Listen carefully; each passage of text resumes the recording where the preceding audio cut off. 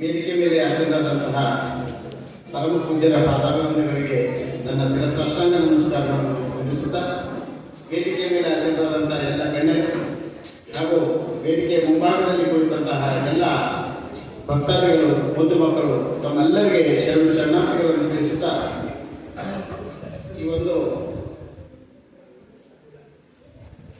ಈ ನಾಡಿನ ಮಹಾನ್ ಸಂತರಾದಂತಹ ಶರಣರು, ದಾರ್ಶನಿಕರಾದಂತಹ ಶಿವಯೋಗೇಶ್ವರ ಮಹಾಸ್ವಾಮಿಗಳ ಕುರಿತು ಒಂದು ಕವನವನ್ನು ರಚಿಸಿದ್ದೇನೆ.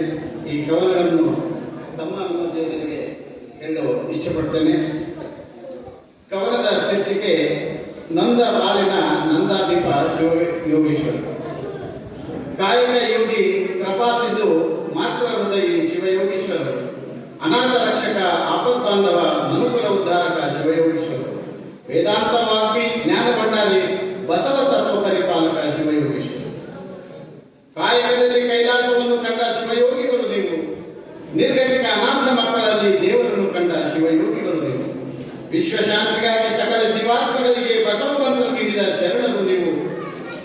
ದೇವರೆಂಬ ದೇಗುಲದೊಳಗಿನ ಅಜ್ಞಾನವೆಂಬ ಬೈದಿಗೆಯನ್ನು ತೊಳೆದು ಸುಜ್ಞಾನದ ಜ್ಯೋತಿಯನ್ನು ಬೆಳಗಿಸಿ ತನ್ನನ್ನು ತಾನರಿ ಎಂದು ತಿಳಿಸಿ ಆತ್ಮದಲ್ಲಿ ಪರಮಾತ್ಮನನ್ನು ತೋರಿಸಿದ ಶಿವಯೋಗೀಶ್ವರ ಮಹಾಸ್ವಾಮಿಗಳು ನೀವು.